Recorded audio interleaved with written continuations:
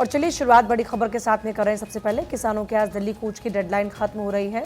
सुबह के 11 बजे दिल्ली कूच किसान करने वाले हैं। दिल्ली के सभी बॉर्डर्स पर इसी को लेकर सुरक्षा बढ़ा दी गई है। Shambhu border, Tikri border, Singhu border, Ghazipur border पर सुरक्षा इस वक्त कड़ी कर दी गई है। सरकार ने शांति बनाए रखने की अपील की है। तो आज किसान दिल्ली कूच करने वाले हैं क्योंकि अब तक की बातचीत में बात नहीं बन पाई और ऐसे में किसान लगातार लामबंद है और अब दिल्ली कूच का ऐलान कर दिया। शंभू बॉर्डर पर किसान लगातार डटे हुए हैं और अब तमाम बॉर्डर्स के ऊपर सुरक्षा व्यवस्था बढ़ा दी गई है ताकि दिल्ली कूच ना कर पाए किसान। और इस बीच कई तस्वीरें आपने देखी जब प्रदर्शनकारियों के ऊपर आंसू गैस के गोले भी दागे गए। इतना ही नहीं, जो प्रदर्शनकारी वो भी इस बार पूरी तैयारी के साथ में आए हैं। आंसू गैस के गोलों से निपटने की बात हो या फिर पुलिस की लाठी से निपटने की बात हो, हर तैयारी करके प्रदर्शनकारी पहुंचे हैं। शंभू बॉर्डर पर भारी तादाद में किसान लगातार जुटे हुए हैं और किसानों का जो आंकड़ा है वहां पर जुटने का वो लगातार बढ़ता जा रहा है। इस बीच मौके पर सीआरपीएफ है, हरियाणा की पुलिस है, अलग अलग राज्यों की जो पुलिस हैं वो लगातार डटी हुई है। वहाँ पर यूपी पुलिस भी एक्टिव हो गई है। दिल्ली के सभी बॉर्डर्स पर इस वक्त पुलिस की तैनाती है। शंभू, टीकरी, सिंघू और गाजीपुर बॉर्डर्स पर लगातार फोर्सेस को तैनात किया गया। सरकार ने शांति बनाए रखने की अपील की है। हरियाणा, पंजाब के अंदर अब इंटरनेट सेवाएं भी बंद की गई हैं कई जिलों में। कभी भी इस तरह की सरकार को माफ नहीं करेगा। जिस तरह से हरियाणा के गांव में पैरामिलिट्री फोर्सेस लगी हुई है और चप्पे चप्पे पे पैरामिलिट्री फोर्स गश्त कर रही है, तो हम कहते हैं हमने कौन सा जुल्म किया इस देश में।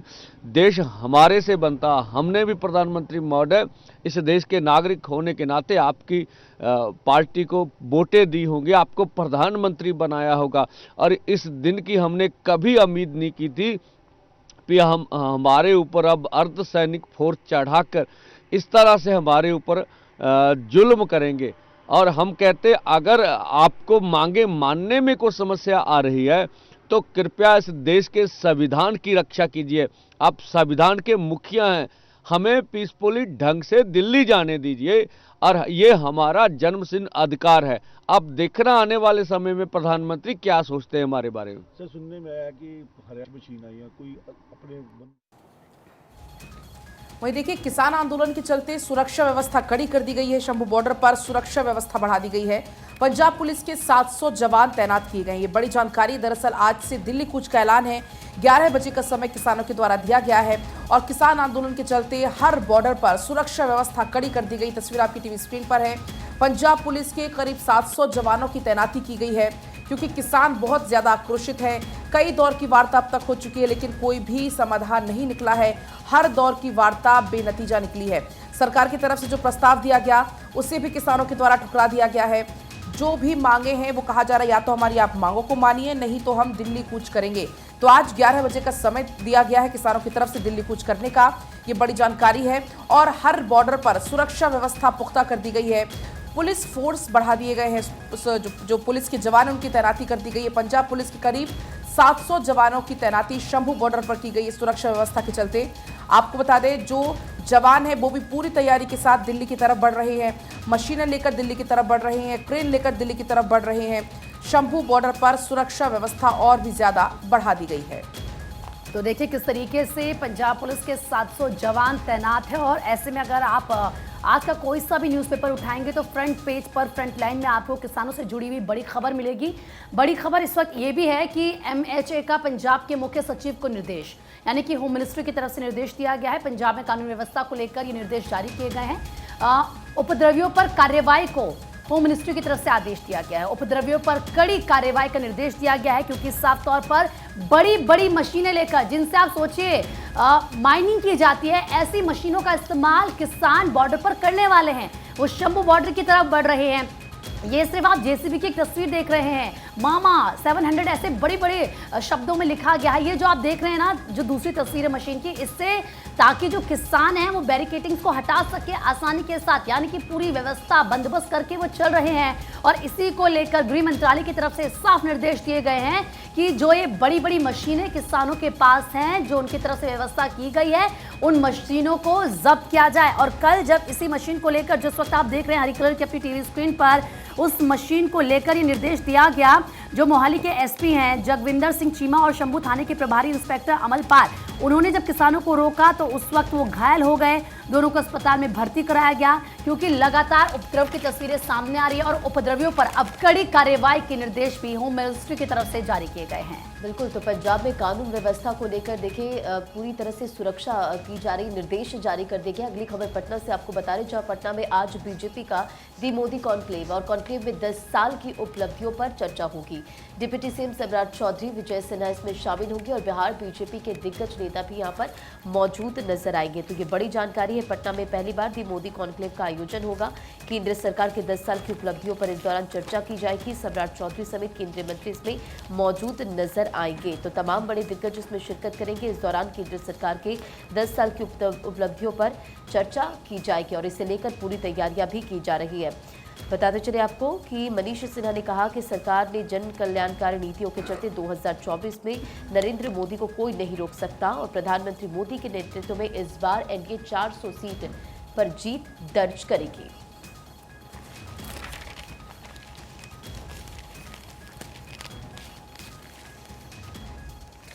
और वहीं देखिए, आज से 2 दिन के महाराष्ट्र के दौरे पर जेपी नड्डा रहने वाले हैं और खास बात यह है कि दोपहर के 12 बजे मुंबई पहुंचेंगे बीजेपी अध्यक्ष जेपी नड्डा। कई सांगठनिक कार्यक्रमों में भाग लेंगे जेपी नड्डा। बीजेपी कार्यकर्ता क्लस्टर प्रभारी के साथ भी वो बैठक करने वाले हैं। लाभार्थी सम्मेलन को भी संबोधित करेंगे जेपी नड्डा।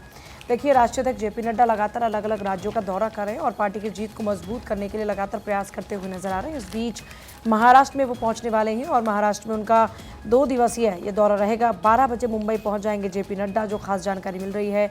2 दिन का उनका ये दौरा रहेगा। इस दौरान में संगठन के लोगों से मुलाकात करेंगे। दोपहर के 12 बजे मुंबई पहुंचने के बाद में उनकी मुलाकातों का सिलसिला शुरू होगा। कई सांगठनिक कार्यक्रमों में भाग लेने वाले हैं जेपी नड्डा। तो उनके इस दौरे को बेहद खास माना जा रहा है कई लिहाज से, क्योंकि देखिए, एक तरफ गठबंधन की सरकार इस वक्त महाराष्ट्र में चल रही है। ऐसे में गठबंधन के साथ साथ बीजेपी की जो सीट्स हैं उसमें इजाफा हो, उसको लेकर और ज़्यादा प्रयास करते नजर आएंगे। और आगे बढ़ेंगे। इस बीच बिहार से बड़ी खबर है। लखीसराय में भीषण सड़क हादसा हो गया।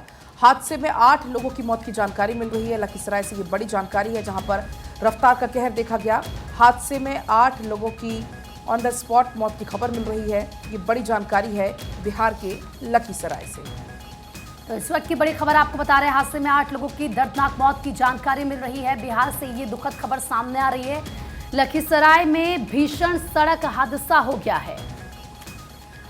तो बिहार की बात तो हमने की, आगे बढ़ेंगे, कुछ और खबरों की बात करेंगे। जम्मू दौरे पर प्रधानमंत्री नरेंद्र मोदी, उपराज्यपाल मनोज सिन्हा से पीएम किस तरीके से उन्होंने पीएम का स्वागत किया है। आपको ये बता दें कि प्रधानमंत्री ने जनता को दी है 30,500 करोड़ की सौगात। सरकारी योजनाओं के लाभार्थियों से भी प्रधानमंत्री नरेंद्र मोदी ने बात की है। लगातार जम्मू में तमाम विकास के कार्य हो रहे हैं। जनता जो है जम्मू कश्मीर की, उनको एक के बाद एक सौगात प्रधानमंत्री नरेंद्र मोदी की तरफ से दी जा रही है। और किस तरीके से पूरे जम्मू में इस वक्त विकास की लहर बह रही है, या आप समझिए, वहां के लोगों का कहना है कि लगातार वहां पर डेवलपमेंट हो रहे हैं, जिससे बहुत ज्यादा खुश हुए हैं। अभी तक जो किसी सरकार ने नहीं किया वो इस सरकार में हो रहा है। और ऐसे में जो जम्मू कश्मीर का युवा है वो बेहद खुश है, क्योंकि जो दिक्कतों का सामना उनको अगर कहीं एक जगह से दूसरी जगह जाना के लिए करना पड़ता था, वो दिक्कतें अब उन्हें नहीं हो रही हैं और इससे उनका समय बच रहा है। क्योंकि कल तमाम ऐसी सौगातें जब दी गई प्रधानमंत्री की तरफ से, उस वक्त बहुत सारी ऐसी लड़कियां थी जिन्होंने ये बात कही कि वो बेहद खुश हैं कि अब जम्मू में काम हो रहा है, विकास हो रहा है और वो आगे बढ़ रही हैं। बिल्कुल, तो देखिए, प्रधानमंत्री मोदी ने कहा कि कश्मीर की वादियों में ऐसा विकास होगा कि लोग स्विट्जरलैंड को भूल जाएंगे और तमाम अखबारों में इस खबर को प्रमुखता से छापा गया है। तो प्रधानमंत्री मोदी जम्मू के दौरे पर, और इस दौरान देखिए प्रधानमंत्री मोदी ने तमाम जो सौगात है वो वहां पर वो देते नजर आए। प्रधानमंत्री मोदी ने मंगलवार को कहा कि अनुच्छेद 370 को निरस्त करना जम्मू कश्मीर के व्यापक विकास को बढ़ावा देने के महत्वपूर्ण रहा है और उनकी सरकार घाटी को एक ऐसे पर्यटन स्थल में बदलने के लिए प्रतिबद्ध है जो स्विट्जरलैंड को टक्कर देगी। तो जम्मू में प्रधानमंत्री मोदी ने जनता को करोड़ों की सौगात दी है और इस दौरान वो तमाम बड़ी बातों का जिक्र भी करते हुए नजर आए। और देखिए तस्वीर किस तरह से वहां पर जो लोग थे उनमें उत्साह नजर आया। और तमाम अखबारों की अगर बात करें तो कि हिंदुस्तान की अगर बात करें तो उसमें भी जिक्र किया गया। प्रधानमंत्री नरेंद्र मोदी जम्मू में अखिल भारतीय आयुर्विज्ञान संस्थान का शुभारंभ करते नजर आए और साल 2019 में इसकी आधारशिला प्रधानमंत्री मोदी ने रखी थी। उन्होंने कहा यहाँ पर IIM का भी उद्घाटन किया और मोदी ने जम्मू कश्मीर के लिए 32,000 करोड़ रुपए से अधिक की परियोजनाओं की शुरुआत की है। तो बड़ी सौगात जम्मू वासियों को देते हुए नजर आए हैं और जम्मू में प्रधानमंत्री मोदी का ये दौरा बेहद अहम माना जा रहा है।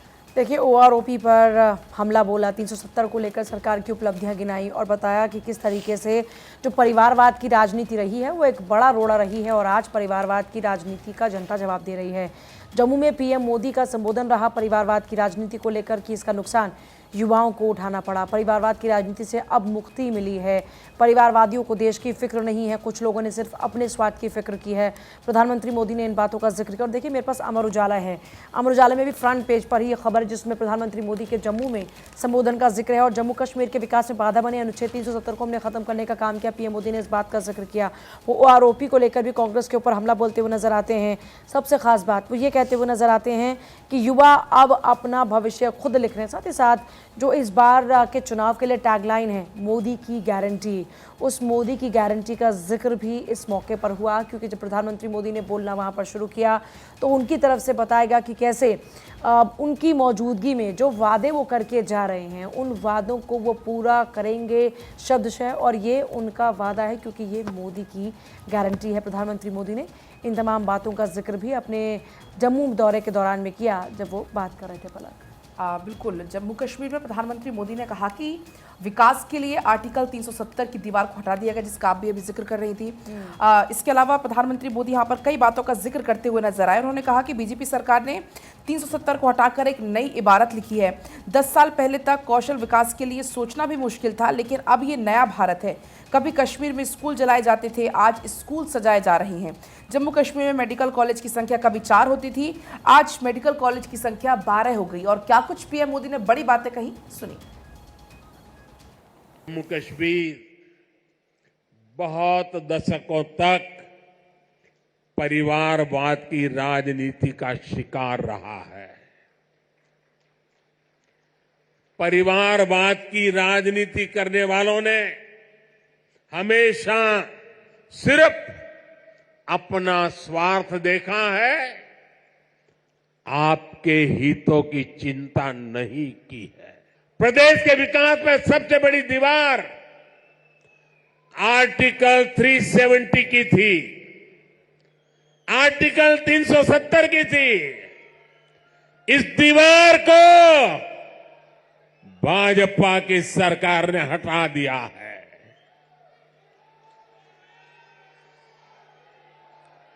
अब जम्मू कश्मीर एक संतुलित विकास की ओर बढ़ रहा है। जब देश में वंदे भारत के रूप में आधुनिक ट्रेन शुरू हुई तो हमने इसके शुरुआती रूट्स में जम्मू कश्मीर को भी चुना। हमने माता वैष्णो देवी तक पहुंचना और आसान बनाया। मुझे खुशी है कि आज जम्मू कश्मीर में 2 वंदे भारत ट्रेनें चल रही हैं। कुछ समय पहले तक यहां के नौजवानों को उच्च शिक्षा के लिए, प्रोफेशनल एजुकेशन के लिए दूसरे राज्यों में जाना पड़ता था। आज देखिए जम्मू कश्मीर शिक्षा और कौशल विकास का बहुत बड़ा केंद्र बनता जा रहा है। तो प्रधानमंत्री नरेंद्र मोदी को आपने सुना, उनकी तरफ से कौन कौन सी बड़ी बातें कही गई है, किस तरीके से जम्मू कश्मीर बदल रहा है। बीकानेर पहुंचे गृह मंत्री अमित शाह, इस वक्त ये भी बड़ी खबर मिल रही है। सीएम भजनलाल शर्मा ने उनका स्वागत किया है। तो इस वक्त की बड़ी खबर, राजस्थान दौरे पर गृह मंत्री अमित शाह हैं और ऐसे में वहां पर जो सीएम है राजस्थान के भजनलाल शर्मा, उनकी तरफ से गृह मंत्री का स्वागत किया गया है। तस्वीरें इस वक्त आपको दिखा रही, जैसे ही देखिए प्लेन से उतरे गृह मंत्री, उनका स्वागत गुलदस्ता भेंट करके किया गया। चुनाव की रणनीति पर कहा जा रहा है कि चर्चा की जानी है। इसके अलावा चुनाव प्रबंधन समिति की बैठक में भी शामिल होंगे गृह मंत्री अमित शाह। लोकसभा का चुनाव तो बेहद करीब है और ऐसे में आप समझिए कि पहले मुलाकात की तस्वीर है और उसके बाद जो बैठक होगी उसमें क्या कुछ चर्चा की जाती है, देखना होगा। बढ़ेंगी खबरों में आगे बात जयपुर की। जयपुर में गृह मंत्री अमित शाह का बिना नाम लिए राहुल गांधी पर हमला। कहा हमारा नेता छुट्टी नहीं लेता और एक नेता 3-3 महीने विदेश में छुट्टी मनाता है। तो देखिए अमित शाह का बिना नाम लिए राहुल गांधी पर हमला और इस दौरान वो कहते नजर आए कि हमारा नेता छुट्टी नहीं लेता। अमित शाह का ये बयान आपको बता रहे हैं। अमित शाह राजस्थान के दौरे पर है, लखनऊ माफ कीजिएगा जयपुर इस दौरान पहुंचे थे और तमाम बड़ी बातों का जिक्र करते हुए नजर आए। लेकिन राजस्थान में पहुंचे तो राहुल गांधी पर हमला करना नहीं भूले अमित शाह। उन्होंने कहा कि एक नेता ऐसा जो 3-3 बार छुट्टी लेता और एक नेता ऐसा जो छुट्टी ही नहीं लेता। आगे बढ़कर बात करेंगे लखनऊ की, जहां पर ग्राउंड ब्रेकिंग सेरेमनी 4.0 का दूसरा दिन। सीएम योगी ने कहा कि यूपी देश की सबसे बड़ी इकोनॉमी है। देखिए, लखनऊ में केंद्रीय मंत्री पीयूष गोयल भी पहुंचे। सीएम योगी की तारीफ उन्होंने जमकर इस दौरान में की और कहा कि भारत अपनी इकोनॉमी को बढ़ाने के लिए यूपी की ओर देख रहा है। लखनऊ दौरे पर रक्षा मंत्री राजनाथ सिंह भी रहे और इस दौरान में सबसे पहले सीएम योगी आदित्यनाथ ने इस मौके पर क्या कुछ कहा, जरा वो सुन लीजिए। भारत के विकास की ग्रोथ इंजन की अपनी भूमिका का निर्वहन कर सके, इसकी एक लघु झलक कल आपको यहां पर चतुर्थ ग्राउंड ब्रेकिंग सेरेमनी के आयोजन में देखने को मिली होगी। मुझे याद है जब हम लोगों ने पहला ग्राउंड ब्रेकिंग का अपनी सेरेमनी यहां आयोजित की थी, उस समय हमारे पास निवेश के कुल प्रस्ताव जो आए थे उनमें से मात्र 61,000 करोड़ रुपए को हम लोग जमीनी धरातल पर उतारने में सफल हो पाए थे। और जब चतुर्थ ग्राउंड ब्रेकिंग सेरेमनी का आयोजन कल संपन्न हुआ है, तो इस अवसर पर उत्तर प्रदेश ने 10,24,000 करोड़ रुपए से अधिक की परियोजनाओं को जमीनी धरातल पर उतारने के एक बड़े आयोजन को आगे बढ़ाया है। ये 10,24,000 करोड़ 35 लाख युवाओं को सीधे सीधे नौकरी के साथ जोड़ने का एक अभियान है।